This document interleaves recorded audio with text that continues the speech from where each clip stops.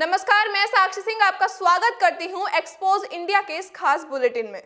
लोकसभा चुनाव अब बहुत नजदीक हैं और इसीलिए सभी राजनीतिक दल अपनी संभावनाओं की बेहतरी तलाशने में जुट गए हैं। एक दूसरे के साथ गठबंधन कर चुनावी वैतरणी पार करने की कोशिश में हैं। महाराष्ट्र में सत्तारूढ़ भारतीय जनता पार्टी और शिवसेना के बीच गठबंधन के भविष्य पर संकट बना हुआ है। महाराष्ट्र में ही कांग्रेस और राष्ट्रवादी कांग्रेस पार्टी के बीच सीटों का बंटवारा हो गया है।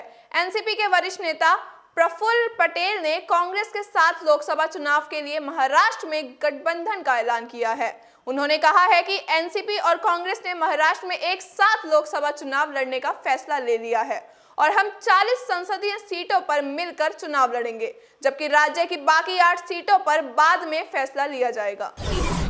ममता बनर्जी आज 5 जनवरी को 64 साल की हो गईं। इस उम्र में भी वे बेहद फुर्तीली हैं। आज भी वह तेज कदमों से चलती हैं। बढ़ती उम्र का उन पर जरा भी असर नहीं दिखता। अपनी फिटनेस पर वे खास ध्यान देती हैं। खेल में भी उनकी बेहद दिलचस्पी रहती है। कई खेल आयोजनों में वह न सिर्फ शिरकत करती रही हैं, बल्कि खिलाड़ियों का उत्साह बढ़ाने का मौका भी नहीं चूकती। पिछले दिनों ममता दीदी प्रशासनिक बैठक के लिए प्रदेश के बीरभूम जिले में थी। इस दौरान उन्होंने अपने व्यस्त कार्यक्रम से बैडमिंटन खेलने के लिए समय निकाला। ममता बनर्जी ने सोशल मीडिया पर खुद वीडियो शेयर किया है, जिसमें वह बैडमिंटन खेलती नजर आ रही हैं। कोर्ट पर अपने प्रतिद्वंदी को जोरदार टक्कर देने में वह पीछे नहीं हटती। समाजवादी पार्टी के अध्यक्ष अखिलेश यादव और बहुजन समाज पार्टी सुप्रीमो मायावती की शुक्रवार को दिल्ली में मुलाकात हुई।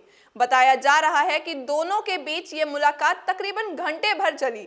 इसे नए साल की पहली शिष्टाचार मुलाकात कहा जा रहा है। यह मुलाकात दिल्ली में मायावती के आवास पर हुई। मुलाकात के दौरान लोकसभा चुनाव में सीट बंटवारे पर चर्चा हुई।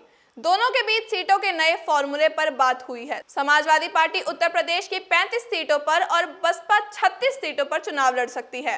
वहीं 3 सीटें अजीत सिंह की पार्टी राष्ट्रीय लोकदल को देने और 4 सीटें रिजर्व रखने पर सहमति बनी है।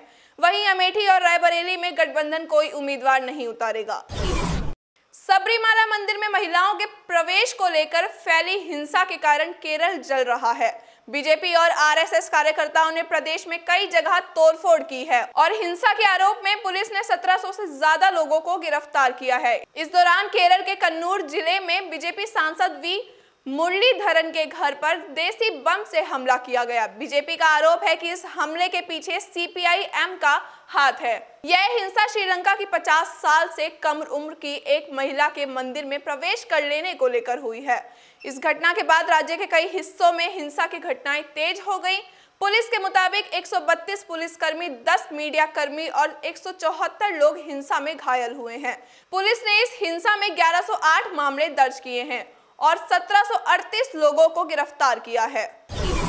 कांग्रेस के नेतृत्व में विपक्षी दल राफेल सौदे में संयुक्त संसदीय समिति गठित करने की मांग कर रहे हैं। अब बीजेपी के असंतुष्ट नेता शत्रुघ्न सिन्हा ने भी अपना सुर विपक्षी सुर में मिलाना शुरू कर दिया है। शत्रुघ्न सिन्हा ने जेपीसी गठित करने की वकालत की है। सिन्हा ने अपने ट्वीट में कहा है कि आज संसद का दृश्य लोगों के लिए बहुत जटिल था। दिन ब दिन यह खराब हो रहा है। अगर हम दोषी नहीं हैं और छिपाने के लिए कुछ नहीं है तो जेपीसी जांच के लिए सरकार क्यों तैयार नहीं हो रही है। नेपाल में बेहतर ढंग से बुजुर्गों की देखभाल के लिए एक नया और अनूठा विधेयक लाया गया है। प्रस्तावित विधेयक का उद्देश्य यह सुनिश्चित करना है कि वरिष्ठ नागरिकों का जीवन सरल और सुरक्षित हो। इस कानून के अंतर्गत संतानों को अपनी आय का एक निश्चित अंश अपने माता पिता के बैंक खाते में जमा कराना अनिवार्य होगा।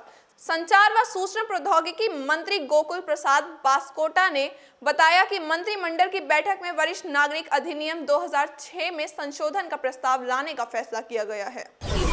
उत्तर प्रदेश पुलिस के ठाणे इंस्पेक्टर मनोज कुमार घायल हो गए हैं और इनका इलाज अस्पताल में चल रहा है। संभल में पुलिस और अपराधियों के बीच फायरिंग के दौरान इंस्पेक्टर मनोज कुमार को गोली लग गई और वह घायल हो गए। जम्मू कश्मीर में 40 दिनों का सर्द आपातकाल लगा है। पहाड़ों पर मौसम के इन तेवरों से मैदानों में लोग ठिठुर रहे हैं। कश्मीर में मौसम विभाग ने चेतावनी जारी की है कि आगे भी ऐसी ही कड़ाके की ठंड जारी रहेगी। अनंतनाग, कुलगाम, बडगाम, बारामूला, कुपवाड़ा, बांदीपोरा, गादरबल, कारगिल और लेह में हिमस्खलन की चेतावनी जारी की गई है। प्रभावित जिलों में लोगों को न जाने की हिदायत दी गई है। एसडीआरएफ, पुलिस, पैरामेडिकल स्टाफ को एम्बुलेंस सहित सभी जरूरी इंतजाम करने को कहा गया है। देश और दुनिया की तमाम बड़ी खबरों के लिए जुड़े रहिए एक्सपोज इंडिया के साथ। लाइक, शेयर, सब्सक्राइब करना ना भूलें।